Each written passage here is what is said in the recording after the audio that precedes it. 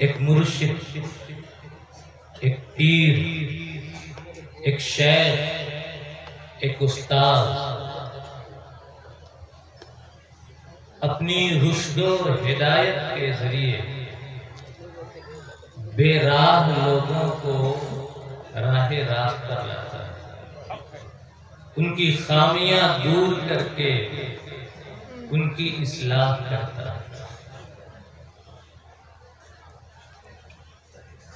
آدمی جس کے ہاتھوں پہ بیعت کرتا ہے اس کا گرویدہ ہو جاتا ہے، اس سے محبت کرنے لگتا ہے، اور آدمی جس شخص سے محبت کرتا ہے اس کی ایک ایک ادا سے محبت کرتا ہے،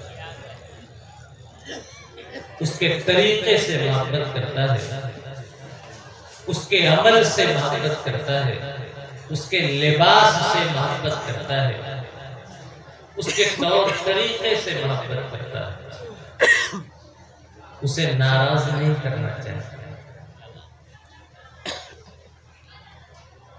وہ جانتا ہے کہ جس کے ذریعے مجھے ہدایت حاصل ہوئی ہے، جس کے ذریعے میری اصلاح ہوئی ہے، جس کے ذریعے مجھے رب ملا ہے، اگر وہ ناراض ہو جائے گا تو رب بھی ناراض ہو جائے گا۔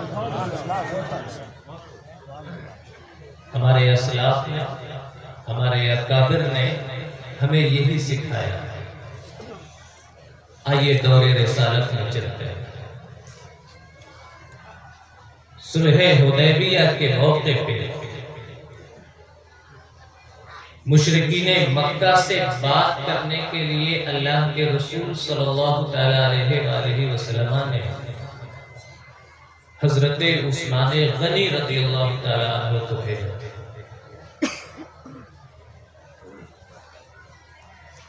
صحابہ کو ایک زمانہ ہو چکا ہے مکہ چھوڑے ہوئے، کعبہ کا دیدار کیے ہوئے، کعبہ کا طواف کیے ہوئے۔ طواف کرنا کیا ہے؟ اللہ کی عبادت۔ عثمان جب مکہ کی سرزمین پہ پہنچتے ہیں، کعبہ پہ نگاہ پڑتی ہے تو دیکھتے رہ جاتے ہیں۔ سرداران مکہ نے جب حضرت عثمان غنی کو دیکھا کہ یہ کعبے کو ایک ٹک دیکھتے جا رہے ہیں تو کہتے ہیں عثمان اگر تم چاہو تو ہماری طرف سے تمہیں کعبہ کا طواف کرنے کی اجازت ہے، لیکن ہم اس بات کی ہرگز اجازت نہیں دیں گے کہ محمد عربی اور ان کے صحابہ مکہ کی سرزمین پہ قدم رکھیں اور کعبہ کا طواف کریں۔ ہمیں دیکھنا یہ ہے کہ ایک مرشد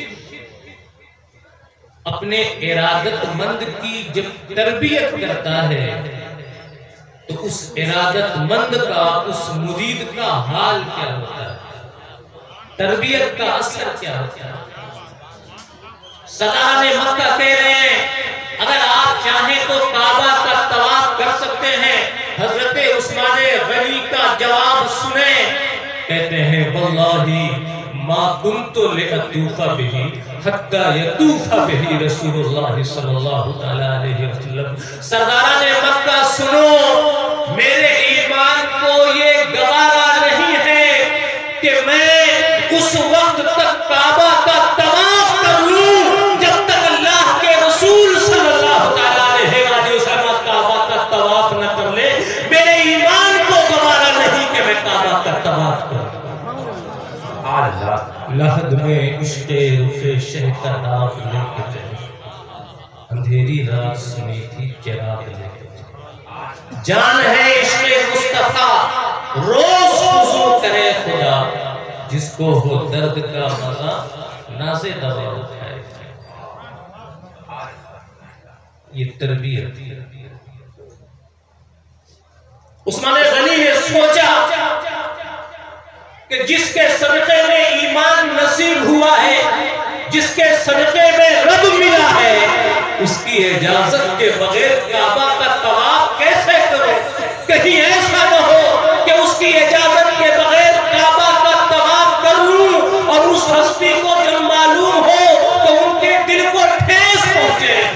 طرح مجھ سے میرا رب ناراض ہو جائے.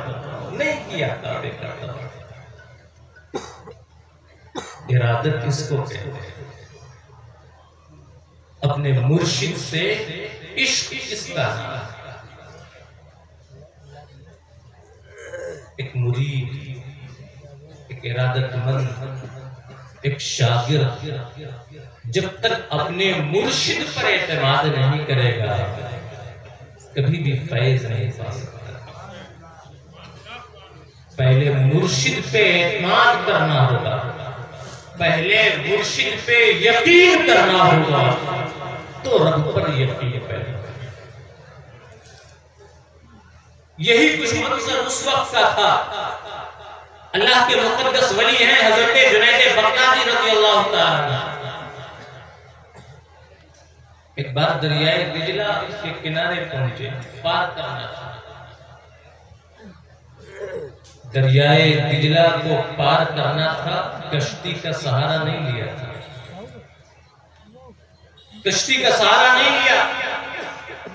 زبان پر یا اللہ کا ورد جاری کیا اور دجلہ کے پانی پر اس طرح چلنے لگے جیسے آدمی سطح زمین پر چلتا ہے. پیر تو پانی پہ پڑ رہے ہیں لیکن پانی میں پیر ڈوب نہیں رہے ہیں. ایسے دریا کی سطح پر اس طرح چل رہے ہیں جیسے آدمی سڑک پہ چلتا ہے. ایک ارادت مند آتا ہے، ایک عقیدت مند آتا ہے. اسے بھی دریا پار کرنا تھا. کشتی نہیں تھی. دیکھا شیخ دریا پار کر رہے ہیں. کہا شیخ مجھے بھی دریا کے پار جانا ہے، کوئی انتظام کریں. شیخ کہتے ہیں، جنید بغدادی کہتے ہیں، یا جنید کا ورد زبان پہ جاری کرو اور دریا پر چلو پار ہو جاؤ. یا جنید کا ورد زبان پہ لاؤ اور دریا پہ چلو، دریا پار کر جاؤ گے. ایک مرشد پر یقین کیسا ہونا چاہیے یہ دیکھیں. یقین ہوا، مرشد پہ یقین ہے، اعتماد ہے، بھروسہ ہے. زبان پہ یا جنید کا ورد جاری کیا اور دریا پر چلنے لگا. اس کے بھی پیر پانی میں ڈوب نہیں رہے ہیں، وہ بھی دریا پہ ایسے چل رہا ہے جیسے آدمی سڑک پہ چل رہا ہے، ڈوبتا نہیں. دریا کے بیچ میں پہنچا تو ابلیس نے دماغ میں وسوسہ ڈالا. سوچنے لگا کہ جنید بغدادی کو تو دیکھو، خود یا اللہ کہہ رہے ہیں اور مجھ سے یا جنید کہہ رہے ہیں. خود یا اللہ کہہ رہے ہیں، مجھ سے یا جنید کہلوا رہے ہیں. کیوں نہ میں بھی یا اللہ کہوں. جیسے جنید دریا پار کر رہے ہیں ویسے ہی میں بھی دریا پار کر جاؤں گا.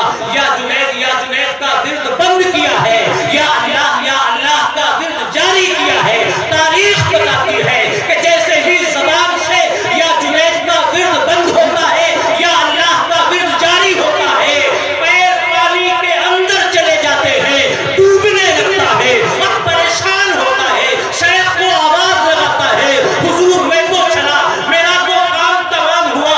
شیخ آواز دیتے ہیں، نادان وہی یا جنید کا ورد جاری کر دریا پار کر جائے گا. پھر یا جنید کا ورد جاری کیا ہے، پیر پانی سے باہر آ جاتے ہیں، دریا پہ ایسے چلنے لگتا ہے جیسے سطح زمین پہ چل رہا ہے. سبحان اللہ. دریا پار کرتا ہے، حیران ہے کہ ماجرا کیا ہے، کچھ سمجھ میں نہیں آ رہا ہے. دریا کے پار پہنچتا ہے، جنید بغدادی کی بارگاہ میں حاضر ہوتا ہے. کہتا ہے حضور ماجرا کیا ہے، حضور ماجرا کیا ہے. آپ یا اللہ کہیں تو دریا پار کر جائیں اور میں یا اللہ کہوں تو ڈوب جاؤں. آخر فرق کیا ہے؟ تو جنید بغدادی نے کہا تھا، نادان ابھی تو جنید بغدادی تک نہیں پہنچا ہے، اللہ تک پہنچنے کی حوث. ابھی جنید بغدادی تک نہیں پہنچا، اللہ تک پہنچنے کی حوث ہے. اگر اگر یا اللہ کے ورد سے دریا پار کرنا چاہتا ہے تو ویسا یقین پیدا کر جیسے میرا یقین ہے، ویسا یقین پیدا کر جیسے میرا یقین ہے۔ اور اللہ پر یقین پیدا کرنے سے پہلے اپنے مرشد پہ یقین پیدا کرنا ہوگا۔ جب مرشد پہ یقین پیدا ہو جائے گا تو مرشد کی برکت سے اللہ پر اعتماد اور یقین پیدا ہو جائے گا۔ مرشد پر یقین کے بغیر، مرشد پر اعتماد کے بغیر اللہ پر یقین کبھی بھی نہیں پیدا ہوگا۔ تکبیر اللہ تکبیر اللہ یا رسول اللہ یا مقبول اولیاء۔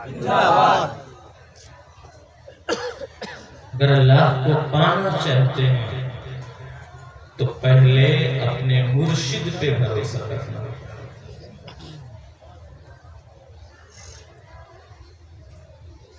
آپ میں سے کتنے ہی لوگ ایسے ہوں گے جو صاحب سجادہ سے ارادہ کرتے ہیں بیعت؟ کتنے ہی ایسے ہیں جو شبیہ غوث اعظم سے بیعت ہیں، امام الاولیاء سے بیعت ہیں فیض لینے کے لیے؟ فیض چاہیے تو بھروسہ پیدا کرنا ہوگا۔ کچھ بھی ہو جائے اس یقین میں فرق نہیں آنا چاہیے کہ میں اگر اپنے مرشد کی طرف دل لگاؤں گا تو میری حاجت ضرور پوری ہوگی۔ سرکار غوث اعظم رضی اللہ تعالیٰ عنہ کا نام کون نہیں جانتا؟ ان کا ایک مرید تھا، اعلیٰ حضرت امام البرکت امام احمد رضا قادری بریلوی قدس سرہ اپنے ملفوظات میں بیان کرتے ہیں۔ سرکار غوث اعظم رضی اللہ تعالیٰ عنہ کا ایک مرید تھا، ایک بار عالم واقعہ میں یعنی سوتے جاگتے میں کیا دیکھتا ہے کہ ایک اونچا ٹیلہ ہے جس میں یاقوت کی کرسی لگی ہوئی ہے، اور اس یاقوت کی کرسی پہ حضرت جنید بغدادی بیٹھے ہیں، اور ٹیلے کے نیچے لوگوں کی بھیڑ ہے، ہجوم ہے، لوگوں کے ہاتھوں میں ان کی حاجتوں ضرورتوں کی چٹھیاں ہیں۔ جنید بغدادی لوگوں کی چٹھیاں لیتے جاتے ہیں اور بارگاہ رب العزت میں پیش کرتے جاتے ہیں۔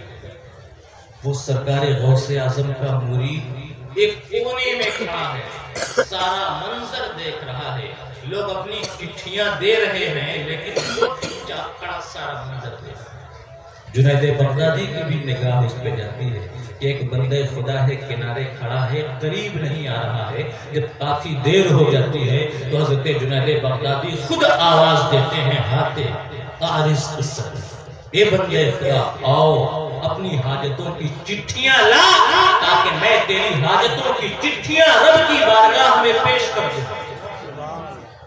ایک مرید کو اپنے پیر پہ کیسا بھروسہ ہونا چاہیے، کیسا یقین ہونا چاہیے، اللہ کی قسم سیکھ لیں مسلمان۔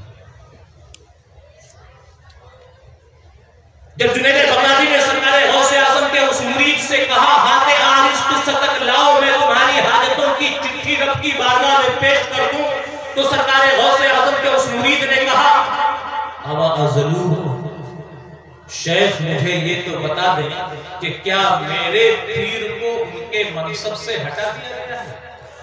کیا میرے شیخ کو معزول کر دیا گیا ہے، برخاست کر دیا گیا ہے؟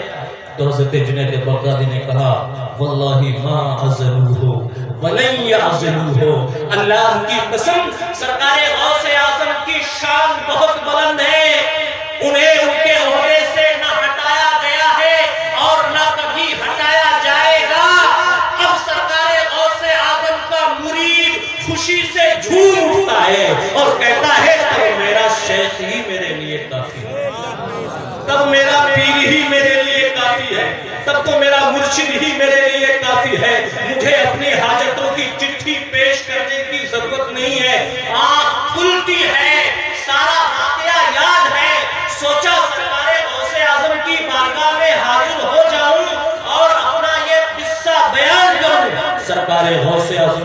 بارگاہ میں آتا ہے، قریب پہنچتا ہے، سوچتا ہے کہ حضور سے اپنا واقعہ بیان کروں، اس کے بیان کرنے سے پہلے ہی غوث اعظم فرماتے ہیں ہاتھ عارض قصت میرے مرید لا اپنی ضرورتوں کی چٹھی مجھے دے تاکہ بارگاہ رب العزت میں پیش کر دے۔ تو ہے وہ غوث کہ ہر غوث ہے شیدا تیرا، یہ شان ہے۔ ارادت مند کو چاہیے کہ اپنے شیخ کا دامن کبھی بھی نہ چھوڑے۔ مرید کیا ہوتے ہیں؟ بیعت و ارادت کا ایک زبردست فائدہ یہ ہے کہ مرید سوچتا ہے، آدمی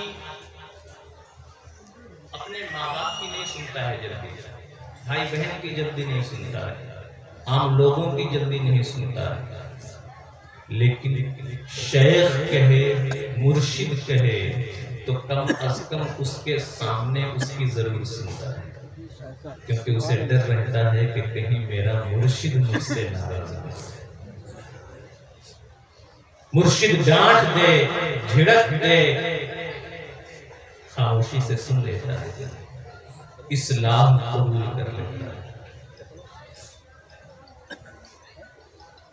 یہ مرشد کا فائدہ ہے، یہ شیخ کا فائدہ ہے۔ مرشد کا فرض ہے کہ اپنے ارادت مندوں کی اصلاح کرے۔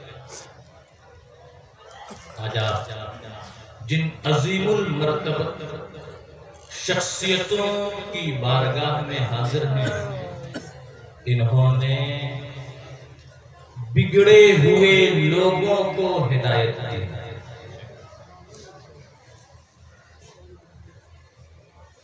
حضرت سید تقی میاں علیہ الرحمہ، جنہیں ہم شبیہ غوث اعظم کہتے ہیں،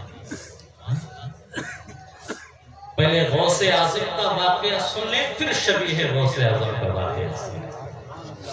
پہلے غوث اعظم کا واقعہ سنیں پھر شبیہ غوث اعظم کا واقعہ سنیں۔ اللہ والوں کی یہ شان ہوتی ہے کہ وہ بڑے سے بڑے عہدے داروں تک کی اصلاح کر دیتے ہیں، جو عام لوگ نہیں کر پاتے وہ یہ بزرگان دین کر دیا کرتے ہیں۔ سرکار غوث اعظم رضی اللہ تعالی عنہ کے دور میں بادشاہ تھا، خلیفہ تھا، خلیفہ مستنجد باللہ یوسف۔ بڑا پیارا واقعہ ہے اور سبق آموز ہے۔ سرکار غوث اعظم رضی اللہ تعالی عنہ کا ارادت مند تھا، عقیدت مند تھا۔ اگر آپ خلفاء کی تاریخ کا مطالعہ کریں تو آپ کو معلوم ہوگا کہ شاہ مستنجد باللہ ابو المظفر یوسف یہ بڑا نیک انسان تھا، خلیق انسان تھا، اچھا آدمی تھا۔ اثر کس کا تھا؟ سرکار غوث اعظم کی تربیت۔ ایک مرشد اپنے ارادت مندوں کی تربیت کرتا ہے۔ تاریخ بتاتی ہے کہ ایک بار خلیفہ مستنجد باللہ اپنے خادموں کے ساتھ سرکار غوث اعظم رضی اللہ تعالیٰ عنہ کی بارگاہ میں حاضر ہوتا ہے۔ خدام ہیں ساتھ میں، 10 خدام نے اشرفیوں سے بھری ہوئی 10 تھیلیاں اٹھا رکھی ہیں۔ سرکار غوث اعظم کی بارگاہ میں حاضر ہوتا ہے اور حاضر ہو کر کے اشرفیاں حضور غوث اعظم کی خدمت میں پیش کرتا ہے۔ سرکار غوث اعظم نے کہا کہ مجھے ان اشرفیوں کی ضرورت نہیں ہے، مجھے درہم و دینار کی ضرورت نہیں ہے، مجھے پیسوں کی ضرورت نہیں ہے۔ بادشاہ نے اصرار کرنا شروع کیا کہ حضور بڑی عقیدت کے ساتھ لایا ہوں، قبول کر لیں۔ جب بادشاہ نے اصرار کیا ہے تو سرکار غوث اعظم نے 2 تھیلیاں اپنے 2 ہاتھوں میں اٹھائی، ایک داہنے ہاتھ میں اور ایک دائیں ہاتھ. درہم و دینار کی ان تھیلیوں کو سرکار غوث اعظم نے اپنے ہاتھوں میں لیا ہے اور ہاتھوں میں لے کر کے دبانا شروع کیا ہے تو وہ اشرفیاں دبنا شروع ہو جاتی ہیں, نچوڑنا شروع ہو جاتی ہیں اور ان اشرفیوں سے خون ٹپکنے لگتا ہے. اب سرکار غوث اعظم جلال میں آتے ہیں اور کہتے ہیں بادشاہ تمہیں تمہارے اندر اللہ کا خوف نہیں ہے کہ لوگوں کا خون چوستے ہو اور پھر ان کی خون چوسا ہوا پیسہ لے کر کے میرے پاس آتے ہو اور مجھے بطور نذرانہ پیش کرتے ہو. سرکار غوث اعظم کی یہ کھلی ہوئی کرامت دیکھ کر کے بادشاہ تو بے ہوش ہو گئے. سرکار غوث اعظم رضی اللہ تعالی عنہ نے لوگوں سے خطاب کرتے ہوئے فرمایا وعزت المعبود لولا حرمت اتصالہ برسول اللہ صلی اللہ تعالی علیہ وآلہ وسلم لترکت الدم یجری الی منزلہ. مجھے قسم ہے اپنے معبود کی عزت کی, اللہ کی قسم, اگر مجھے اس بات کا خیال نہ ہوتا کہ اس بادشاہ کا نسبی تعلق رسول اللہ صلی اللہ تعالی علیہ وآلہ وسلم سے ہے تو میں اس خون کو اسی طرح چھوڑ دیتا کہ یہ خون بہتا ہوا اس کے گھر تک جاتا, اس کے محل تک جاتا اور ساری دنیا دیکھ لیتی کہ یہ کتنا ظالم بادشاہ ہے جو لوگوں کا خون چوستا ہے. اللہ والے کسی سے ڈرتے نہیں ہیں, ہر ایک کی رشد و ہدایت کرتے ہیں, ہر ایک کی دنیا بدل دیتے ہیں. سرکار غوث اعظم نے خلیفہ مستنجد باللہ کی دنیا بدل دی.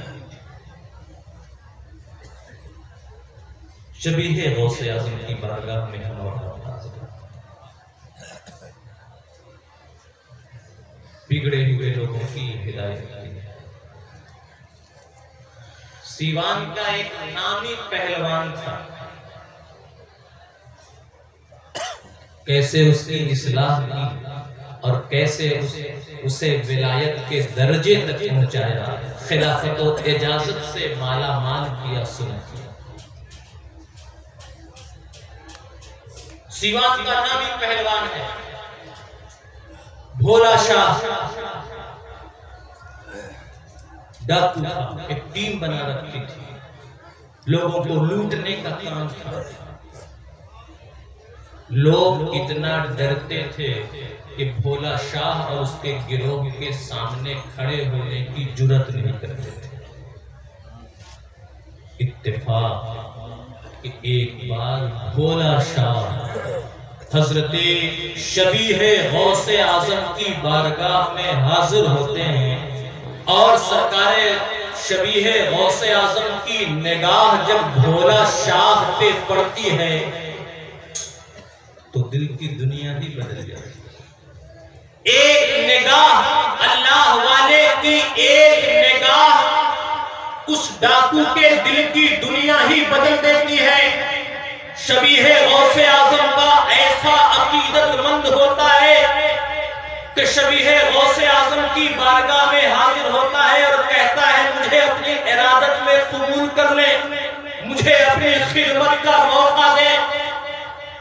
اللہ والا نہ کسی کی طاقت سے مغرور ہوتا ہے, نہ کسی کے پیسے سے مغرور ہوتا ہے, نہ کسی کے جاہ و جلال اور روب و دبدبے سے مغرور ہوتا ہے. شبیہ غوث اعظم نے کہا تھا بھولا شاہ تمہارے ظلم کی کہانیاں مشہور ہیں, تم نے علماء کو اپنے سامنے ہاتھ باندھ کر کے کھڑا کیا ہے, تم نے اہل علم سے اپنے پیر دبوائے ہیں, علماء کی گستاخیاں کی ہیں اور ایسے گستاخوں کو درس ولایت نہیں دیا جاتا ہے. بھولا شاہ نے گڑ گڑاتے ہوئے کہا تھا حضور ماضی کی باتیں تھی, گزرا ہوا زمانہ تھا, نادان تھا, بگڑا ہوا تھا, تائب ہوتا ہوں, آپ سے وعدہ کرتا ہوں, آپ سے عہد کرتا ہوں, آپ کی خدمت میں زندگی گزار دوں گا. اس وقت حضرت شبیہ غوث اعظم نے بھولا شاہ کو موقع دیا. واہ, تاریخ بتاتی ہے, سیرت بتاتی ہے کہ مسلسل 6 ماہ تک اپنی خدمت پہ ایسا معمول کیا تھا کہ ہر روز صبح ذمہ داری تھی کہ مہاراج گنج پیدل جائیں اور پیدل وہاں سے دوا وغیرہ لے کر کے واپس آئیں۔ 6 ماہ تک بھولا شاہ نے پابندی کے ساتھ صبح سویرے نکل جاتے، مہاراج گنج جاتے، دوا لیتے، واپس آتے، حضرت شبیہ غوث اعظم کی خدمت میں رہتے، درس لیتے، سبق آتے۔ ایک دن وہ آتا ہے کہ حضرت شبیہ غوث اعظم دیکھ لیتے ہیں کہ اب اسے ولایت کے درجے سے نوازا جا سکتا ہے، خلافت عطا کی جا سکتی ہے۔ اس وقت حضرت شبیہ غوث اعظم نے ایک ایسے انسان کو جو ڈاکو تھا، ظالم تھا، مجرم تھا، اسے ولایت عطا کی تھی، خلافت عطا کی تھی۔ نعرہ تکبیر، نعرہ رسالت، فیضان امام الاولیاء، فیضان ہم شبیہ غوث اعظم، نعرہ تکبیر، نعرہ رسالت۔ اللہ والے یہ مشائخ صرف باطن ہی کی اصلاح نہیں کرتے، صرف باطن کی کو ہی نہیں سنوارتے، ظاہر کی بھی اصلاح کرتے ہیں، بیماریاں تک دور کرتے ہیں۔ بس 2 واقعے بیان کر کے میں اپنی گفتگو مکمل کر دیتا ہوں۔ ایک واقعہ ہے سرکار غوث اعظم رضی اللہ تعالیٰ عنہ کا، اور دوسرا واقعہ ہے حضرت امام الاولیاء۔ ایک بار بغداد معلیٰ میں طاعون کی بیماری پھیلتی ہے۔ اس چیز کی طاعون کی بیماری پھیلتی ہے، لوگ کثرت کے ساتھ مرنے لگتے ہیں۔ سرکار غوث اعظم کی بارگاہ میں حاضر ہوتے ہیں تو سرکار غوث اعظم نے فرمایا تھا، سنو، ہمارے مدرسے کے اندر جو گھاس اگی ہے اس گھاس کو کھانا شروع کر دو، اور ہمارے مدرسے میں جو کنواں ہے اس کا پانی پینا شروع کر دو، ہر بیماری سے شفا مل جائے گی۔ تاریخ بتاتی ہے کہ لوگوں نے جب سرکار غوث اعظم کے مدرسے کی گھاس کھانی شروع کی ہے اور مدرسے کے کنویں کا پانی پینا شروع کیا ہے، لوگوں کو شفائیں مل جاتی ہیں۔ طاعون کی بیماری بغداد معلیٰ سے ایسے بھاگتی ہے کہ پھر کبھی واپس نہیں آتی ہے، شفا پاتے ہیں صدہا جاں بلغ امراض مہلک سے، شفا پاتے ہیں صدہا جاں بلغ امراض مہلک سے، عجب دارالشفا ہے آستانہ غوث اعظم۔ یہ تو غوث اعظم ہے، اور اب غوث اعظم کی نسل کے ایک فرزند کا واقعہ سنیں، جن کے عرس پہ ہم لوگ حاضر ہیں۔ حضرت امام الاولیاء کا واقعہ سنیں، سید قاسم صاحب علیہ الرحمہ کا واقعہ سنیں۔ سیوان آپ کا دورہ بہت ہوتا تھا، ایک آدمی تھا راج محمد، کوڑ کی بیماری میں ہوتا۔ کون سی بیماری تھی؟ کوڑ کی بیماری تھی۔ حضرت امام الاولیاء اپنے ایک مرید نظام الدین کے گھر میں چنے کے ستو سے بھری ہوئی روٹی کھا رہے ہیں۔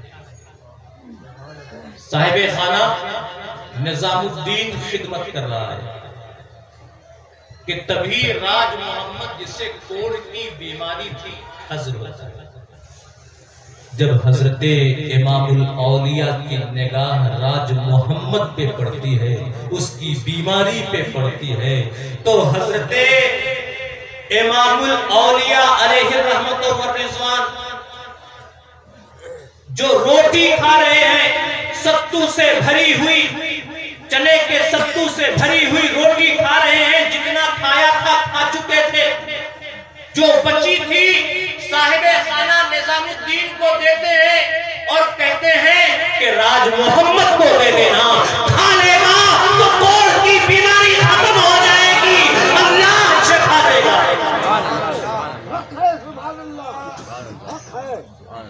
نظام الدین نے روٹی کا وہ ٹکڑا راج محمد کو دیا ہے، پیر کا صدقہ ملا، دیوانہ وار ٹوٹ پڑتا ہے، روٹی کا وہ ٹکڑا کھا لیتا ہے۔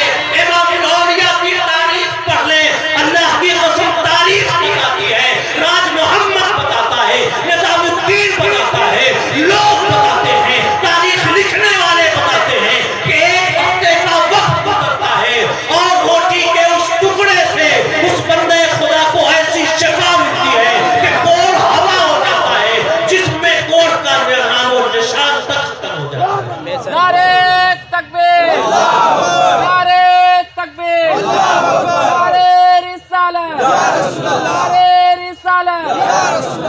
सभी ये गाँव से आजम से सभी ये गाँव से आजम नारे तकबीर नारे रिसालत शिफा पाते हैं सदहा जहाँ बलब राज़े मोहनिक से अजब दारू शिफा है आस्ताना शबीहे गौसे आज़म का अजब दारू शिफा है आस्ताना इमामे औलिया। दुनिया देख रही है हजारों की तादाद में लोग यहाँ आते हैं शिफा पाने के लिए भीड़ लगी रहती है उर्स की बात नहीं है आम दिनों में भीड़ लगी रहती है लोग शिफा पा करके जाते हैं। अल्लाह के बंदो जिन मुर्शिदीन के सदके में जिन पीरों के सदके में जिन शुयूख के सदके में जाहिर को साफ करके जा रहे हो जिस्मानी बीमारियों को खत्म करके जा रहे हो अपने बातिन को साफ करके क्यों नहीं जाते अपने बातिन को साफ करके क्यों नहीं जाते। मुर्शिद जब दाढ़ी वाला है तो मुर्शिद के रास्ते पे चलते हुए दाढ़ी क्यों नहीं रखते हो। मुर्शिद जब नमाज पढ़ता है तो मुर्शिद के रास्ते पर तरीके पर चलते हुए नमाजें क्यों नहीं पढ़ते हो। मुर्शिद जब झूठ नहीं बोलता है तो तुम लोग झूठ क्यों बोलते हो। मुर्शिद जब गीबत नहीं करता है तो तुम गीबत क्यों करते हो। आज अहद कर लो अल्लाह कुरान करीम में इरशाद फरमाता है वऔफू बिल अहद अहद पूरा किया करो इन्नल अहदा काना मसऊला जो अहद तुमने किया है रब की बारगाह में उसके बारे में तुमसे पूछा जाएगा सवाल किया जाएगा। मुर्शिद के हाथ पे हाथ देखते वक्त अहद करते हो कि नमाजें पढ़ेंगे रोजा रखेंगे झूठ नहीं बोलेंगे गीबत नहीं करेंगे हर तरह की बुराई से बचेंगे।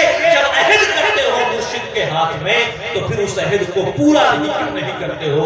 अल्लाह की कसम अगर तुम हकीकत में अपने मुर्शिद को मुर्शिद मानते हो तो उनके हाथों में जो अहद किया है वो अहद जरूर पूरा करो।